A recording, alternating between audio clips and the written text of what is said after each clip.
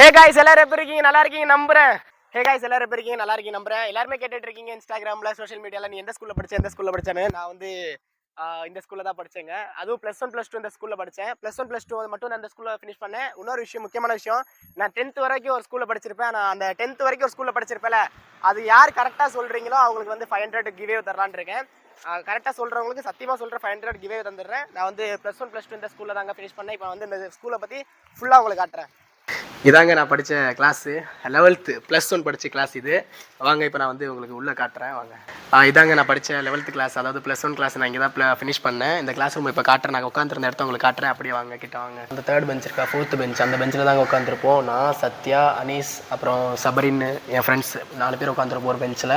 ரொம்ப ஜாலியாக இருந்திருக்கும். இந்த இடத்துல தான் மேம் இருப்பாங்க, இங்கே தான் மேம் உட்காந்துருப்பாங்க.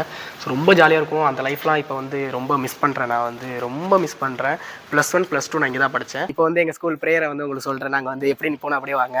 இப்போ வந்து இங்கே தான் ப்ரேயர் நடக்கும். நான் இருக்கிறது ஜனகணமனத்தின்னு. நாங்கள் வந்து பாதி பேர் இங்கே இருப்போம், பாதி பசங்க வந்து அவுட் ஆஃப் சர்வீஸ். அவங்க வந்து கேட் வாசலில் இருப்பாங்க, கட்டடிச்சுட்டு போயிடுவானுங்க.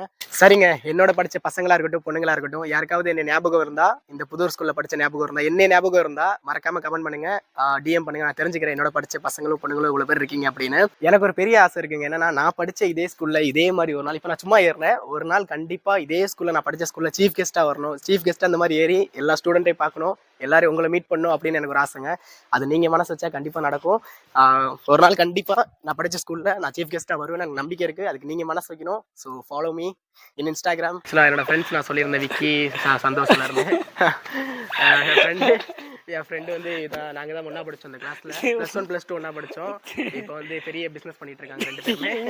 விஷயம் டே தம்பிங்களா, படிச்சிருங்க. உங்கள் ட்ரீமுக்கும் உங்கள் படிப்புக்கும் சம்மந்தமே இல்லைனாலும் படிச்சிருங்க. என்னோட ட்ரீமுக்கும் படிப்புக்கும் சம்மந்தம் இல்லை, இருந்தாலும் நான் படிச்சிட்டேன். Education is most important our life. Okay, இதை மட்டும் தெரிஞ்சுக்கோங்க. உங்கள் எல்லாத்துக்குமே உங்கள் ட்ரீமுக்கு படிப்பு சம்மந்தம் இல்லைனாலும் படிச்சிருங்க. ஏன்னா ரொம்ப ஃபீல் பண்ணுவீங்க.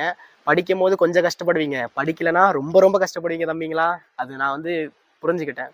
நீங்களும் புரிஞ்சுப்பீங்கன்னு நம்புகிறேன். Thank you so much.